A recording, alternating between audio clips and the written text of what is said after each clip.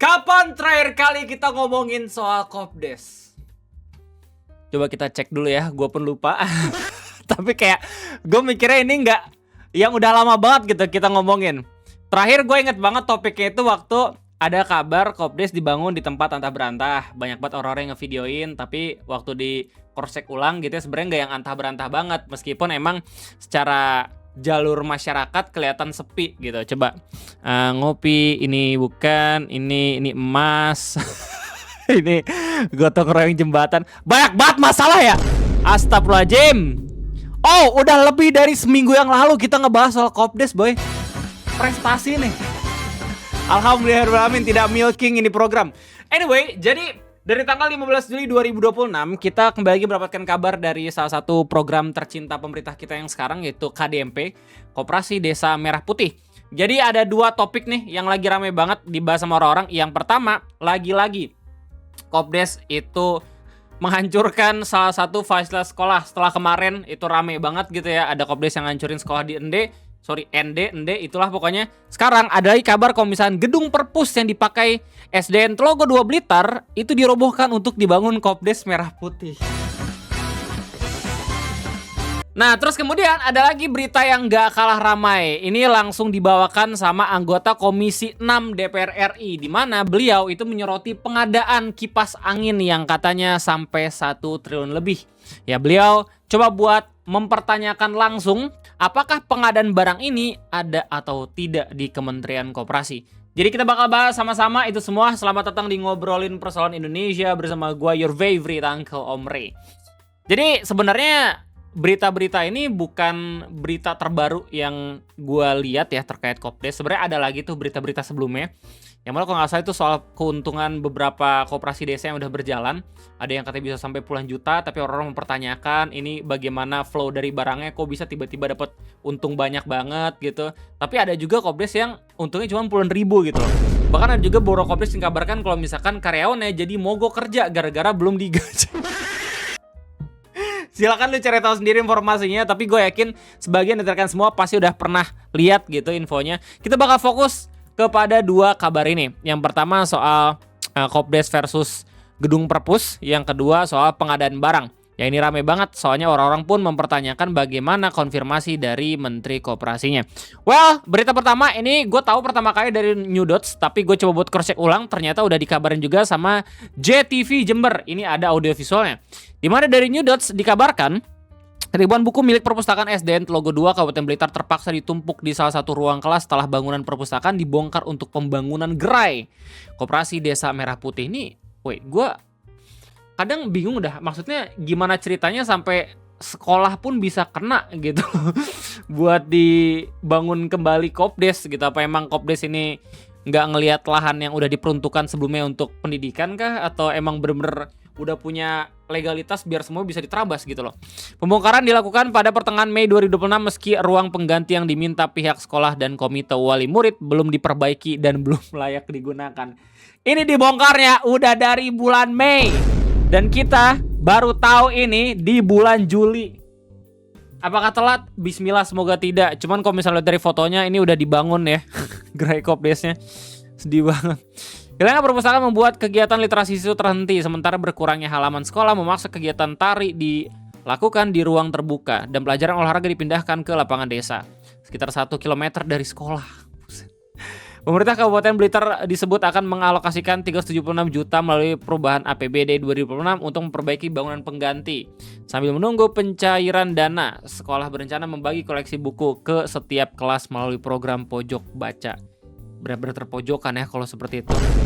Ya, kita lihat bagaimana respon orang-orang di kolom komentar. Kanan bilang, kenyang sama dengan nurut, pintar sama melawan real. Ridwan program, Raden program, Muhammad Wahyu bilang, udahlah anggaran pendidikan paling rendah nomor 1 dan malah sekolahnya ikut ini beneran? Real kah? Anjir, sedih juga. Tamakman bilang, tahu nggak sih baca berita gitu tuh merinding saking mirisnya. Nah, gue coba buat konfirmasi ini beritanya benar atau kagak, dan ternyata ada ya kabarnya dari JTV Jember. Beginilah kira-kira. Pemirsa, pembangunan Ada informasi yang jujur buat gue pribadi ketika mendengarnya bisa bikin emosi. Cuman semoga kalian tidak ya. Gerai Koperasi Desa Merah Putih atau KDMP di Desa Telogo, Kabupaten Blitar menuai polemik. Pasalnya, gerai koperasi itu dibangun di atas sebagian lahan sekolah SD Negeri Telogo II yang masih aktif. Masih aktif loh. Masih proses belajar Rencana mengajar di sana pembangunan ya. gerai Koperasi Desa Merah Putih Sedang ramai. atau KDMP di atas lahan SD Negeri Telogo II, Kecamatan Kanigoro, Kabupaten Blitar menuai polemik. Damn. Pasalnya, bangunan Ini berita 5 bulan yang lalu by the way. Gue baru taunya sekarang, subhanallah. sekolah yang dirobohkan masih aktif dan tidak ada koordinasi. Material Ini maksud gue. Informasi yang dimaksud kayak apa maksud lo? Ngerobohin sekolah nggak ada koordinasi aja. Segampang itu ngerobohin sekolah in this country, man. Bener-bener kayak Gotham City, coy. bangunan yang dirobohkan juga berseragan dan tidak diberi pembatas maupun pagar, sehingga cukup membahayakan. Pihak sekolah hanya Innalillahi. menerima surat untuk mengosongkan bangunan dari pemerintah desa setempat tanpa kejelasan terkait waktu perobohan. Ya Allah. Setelah dilakukan rapat koordinasi antara pemerintah desa, sekolah, dan wali murid, pembangunan KDMP di area itu disetujui dengan syarat ada relokasi ruangan. Setelah dirobohin baru ada rapot. Gue udah sekali nih nonton video ya, makin emosi lagi nonton kedua kalinya. Astagfirullahaladzim. Kok bisa ya?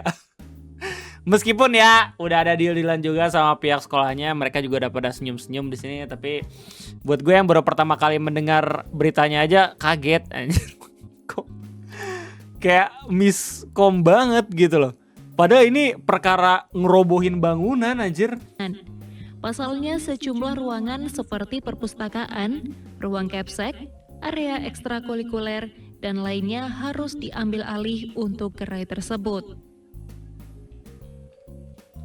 Waktu di rapat itu pihak wali murid setuju, cuman ada pengganti ruangan tersebut. Yang saya sebutkan tadi adalah relokasinya dibangun dulu, selesai, jadi layak pakai, pindah. Ini yang diwawancarain wali muridnya ya. Gue kan ada yang lebih berwenang lagi anjir buat diwawancarain.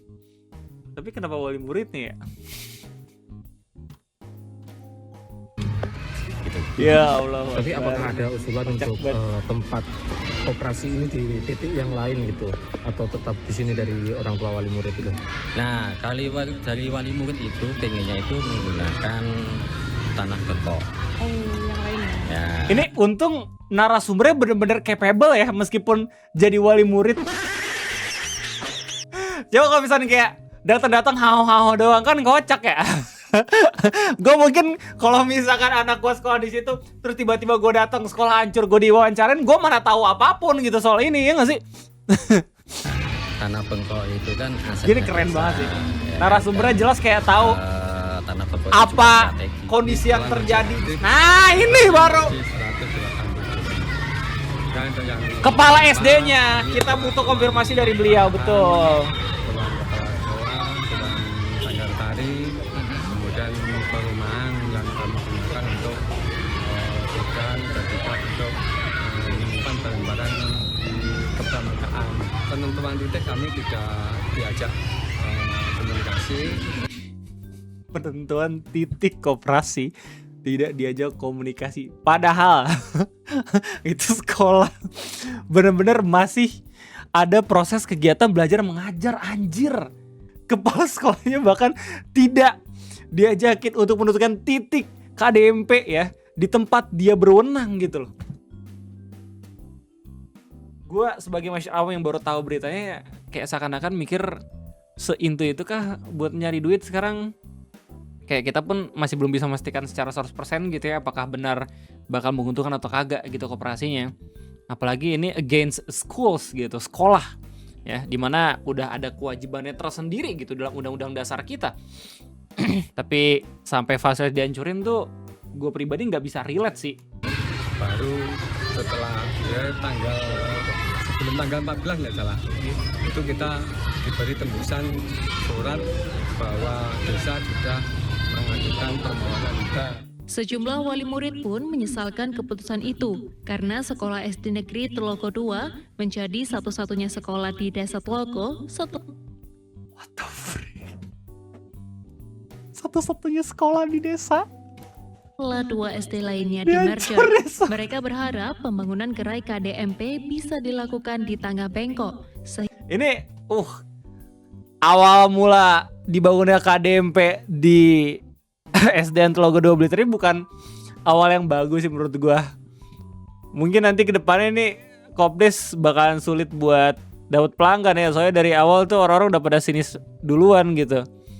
Sekolah ada yang dihancurin. Ya, kembali lagi kita bisa melihat ada bapak tentara di sini.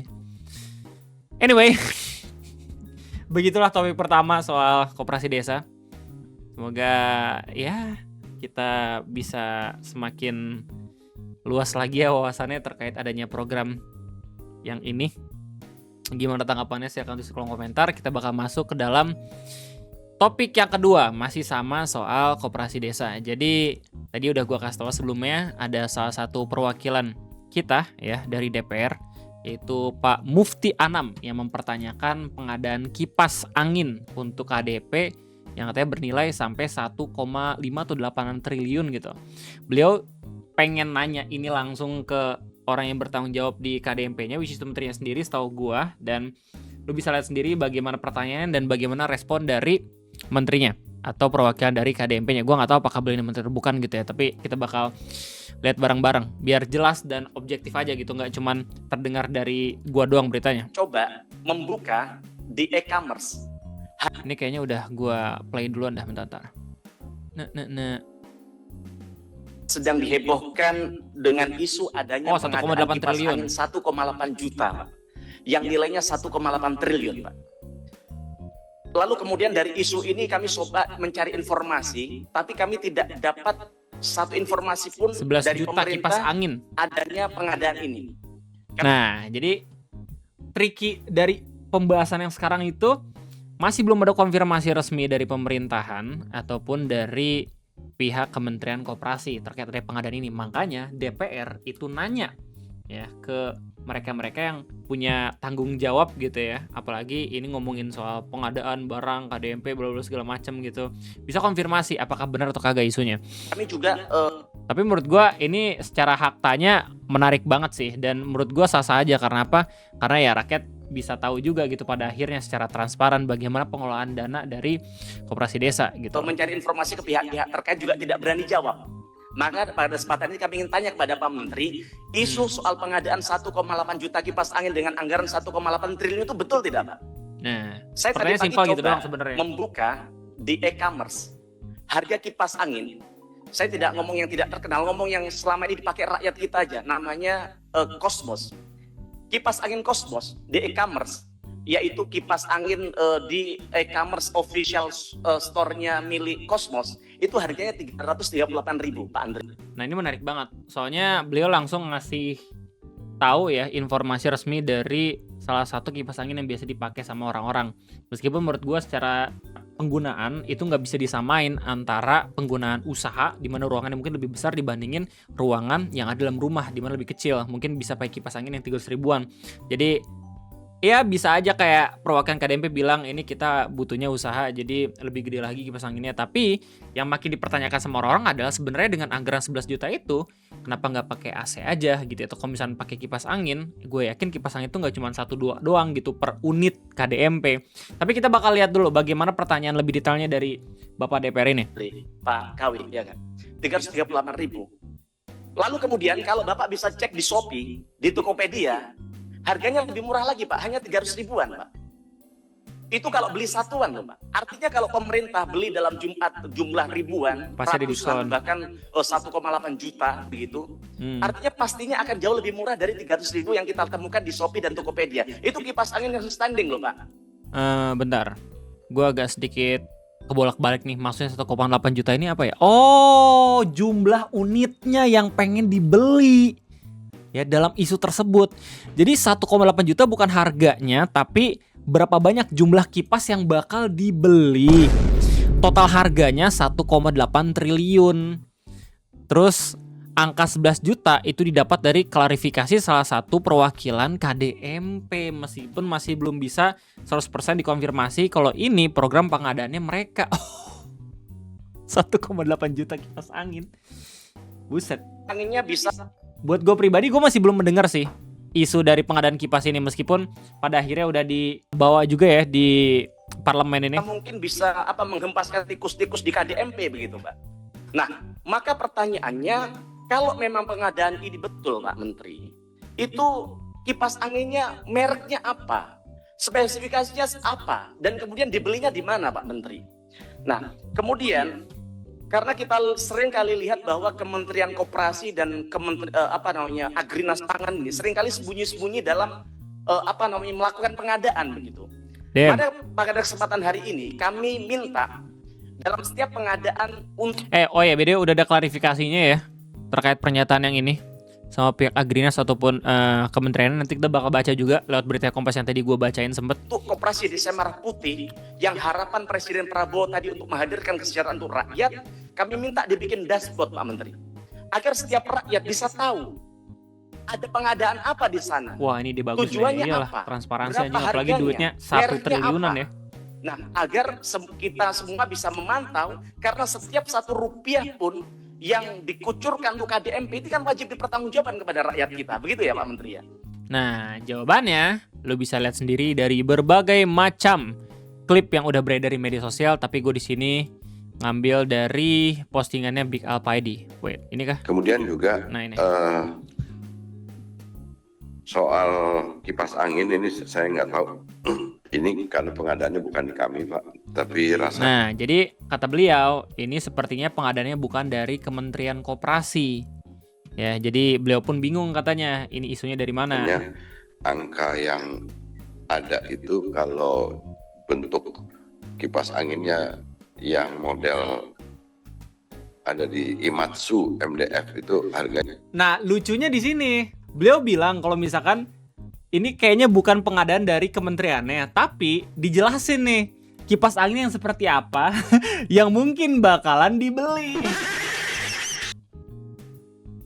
Shimatsu 11 juta. Angka 11 juta ya harga kipas anginnya berawal dari klarifikasinya beliau gitu loh. Oh, Kayaknya di Shopee ini 11 juta 464. Jadi tapi itu saya nggak tahu persis.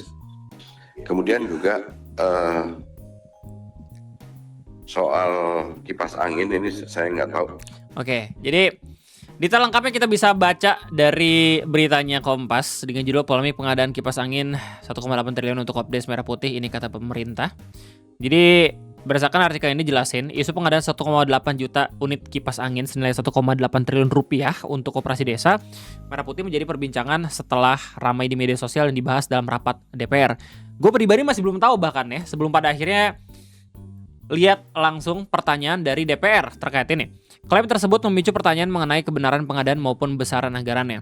Sejumlah pihak pun angkat bicara, mulai dari anggota DPR yang mempertanyakan informasi tersebut. Menteri Koperasi yang menegaskan pengadaan itu bukan program kementeriannya, hingga PT Agrinas Pangan Nusantara yang menilai tudingan tersebut tidak didasarkan pada data yang benar. Berikut rangkuman polemik mengenai isunya. Jadi DPR mempertanyakan pengadaan kipas. Anggota Komisi 6 DPR fraksi PDIP, Pak Mufti Anam yang tadi kita lihat, dalam rapat kerja dengan Menteri Koperasi Ferry Juliantono menyoroti pengadaan 1,8 juta unit kipas angin senilai 1,8 triliun rupiah untuk Koperasi Desa Kopdes Merah Putih yang viral di media sosial. Jadi, terima kasih ya buat Pak Mufti yang udah bisa mewakilkan kita nanyain langsung ke kementerian apakah ini benar isunya atau tidak gitu loh. Yang mempertanyakan spesifikasi anggaran jumbo tersebut karena dinilai tidak wajar dibandingkan harga pasar. Izin ke Bapak Menteri, tadi udah kita dengarkan baik-baik ya pertanyaannya. Mufti mengaku juga telah mencari informasi ke pihak-pihak terkait, namun tidak ada pihak berani jawab isu tersebut. Ini kalimat yang menurut gue penting banget ya.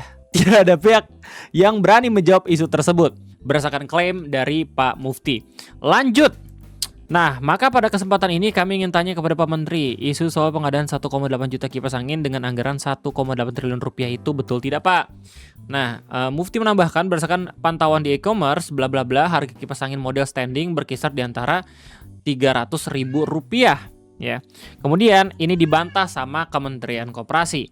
Jadi berdasarkan dari kementerian ini ya, direspon lewat Menkop, Menteri Koperasinya Pak Ferry Juliantono, beliau menepis bahwa proyek tersebut agenda Kementerian Koperasi.